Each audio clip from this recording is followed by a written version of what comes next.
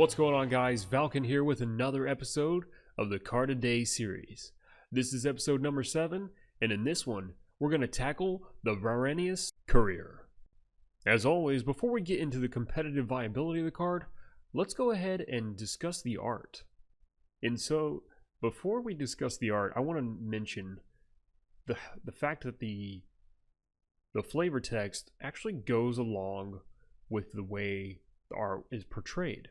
For instance, guard.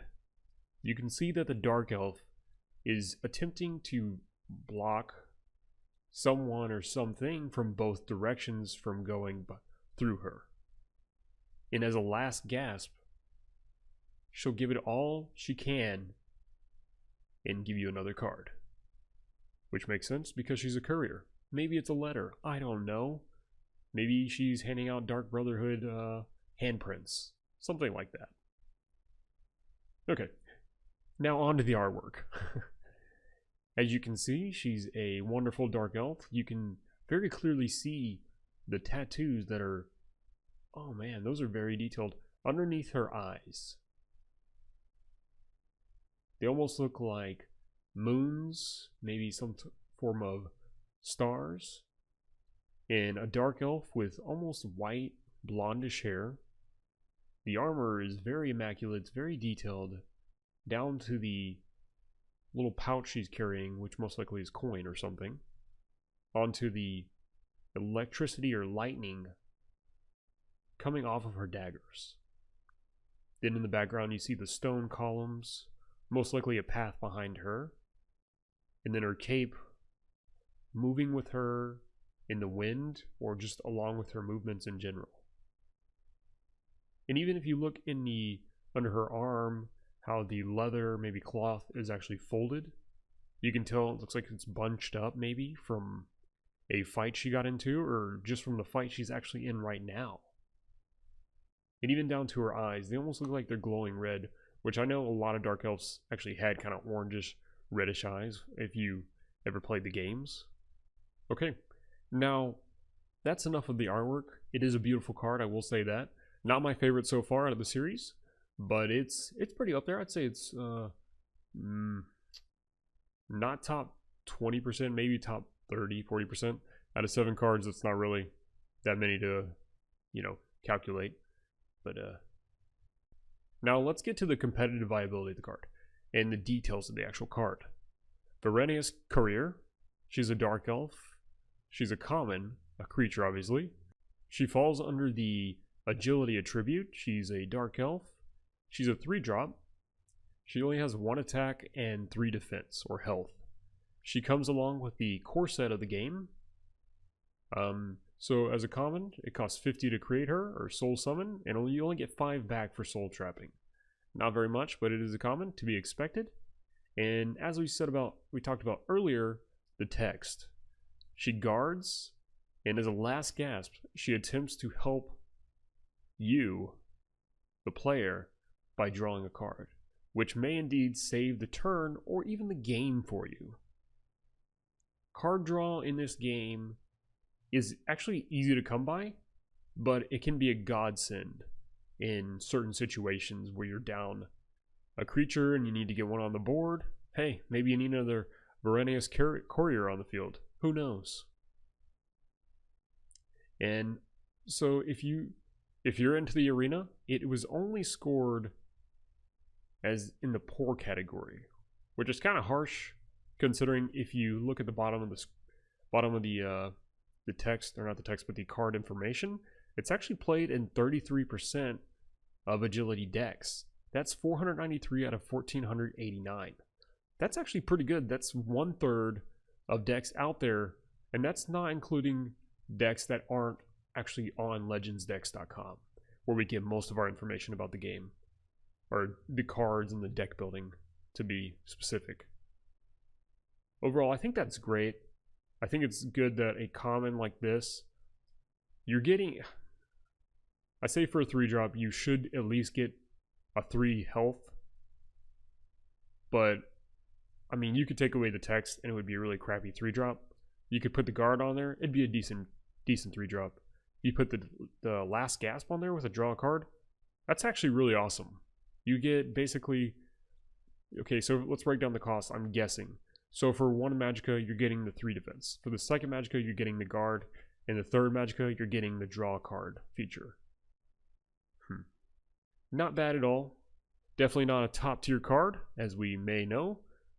But, so let's move on to what the community actually had to say about this card. So, as usual, the first comment is from Dark Zbane. But he says, I hate this card, but it is balanced, which makes me hate this card even more. And as I kind of broke down the cost of the card for the 3 Magicka, what you get out of it, yeah, it's a balanced card. We can agree with you on that, Dark Z. Next up, Valerie. She was mentioned in another episode. She actually says, here we go, breaks it down. 1 green, 2 draws a card, 3 guards your beautiful face, 4 Dunmer female, premium Combazian, sorry I don't know that word, 5 kills 3 Imperial guards, 6 her sword hand itches. That's actually pretty cool. 10 out of 10, would play again. Very well put, Valerie. If you happen to see this video, good comments so far. Next on to Killswitch 87. Fun fact, Varanis Courier is played in 54% of agility decks. Now keep in mind, those numbers were actually from several months ago. And now that the more cards have come out, the meta has changed quite a bit, how people play. That number has actually dropped to 33%. On to the rest part of his comment, he says, and the only reason it's not played in like 80% is because Scout needs the 3 mana ramp purple 1/1 guy. That's true. Good. Good analysis there. Okay, so let's talk about Josh's comment for a second here. For the art, he says dynamic pose, nice mixture of colors, the red-orange flecks really make it pop, as I noted earlier. Great effect on the blade, fantastic piece, 9 out of 10. The cost and stats, stats-wise, you're not pleased. Stats-wise, you're not super pleased with the 1/3 for 3 Magicka. But like I said, I kind of broke it down what it does. If all abilities and rather attack and health were 1 mana each, then this card is actually very well balanced.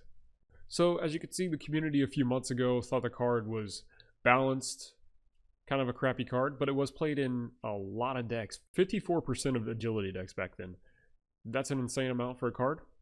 We have seen some cards that are pretty high up there on the number scale in this series. But so far, it's an okay card. Now for the fun part. Let's get down to the rating of the card.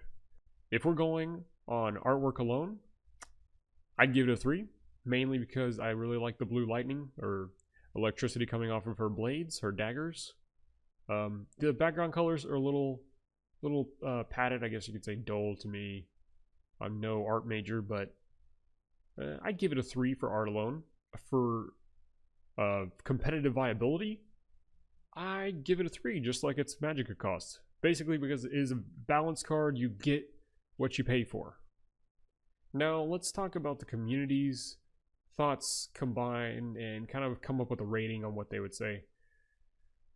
Art-wise, 9 out of 10, a lot of people said. Or one person. Further down, a couple people more note on it. It's not that good of a card, to be honest. They think it's a crappy card that kind of gets in the way of the build of your deck. And I've only seen it a couple times actually in play on the ladder. You may have run into it more than I actually have, which is great. Please let me know your thoughts about the card and how well it can play in agility decks. Just go ahead and leave me a comment below or on the Reddit thread where this will be posted. And so the final rating I'm going to give this card, with my thoughts and the community's thoughts combined, I'm going to go ahead and give it a 2 stars. I know, 2 is kind of low, but we still have a lot of cards to go. And I can't be handing out 3s and 4s left and right, guys. Some of you may even rate this card a 1. Maybe a 0 if you actually could. Okay, so I hope you're happy with that rating. If you enjoyed the content, guys, please let me know. Like, subscribe, leave a comment in the section below if you'd like me to talk about something specific about the game or anything in general. Other than that, I hope you enjoyed this, guys. That's all I have for you this time. See you soon.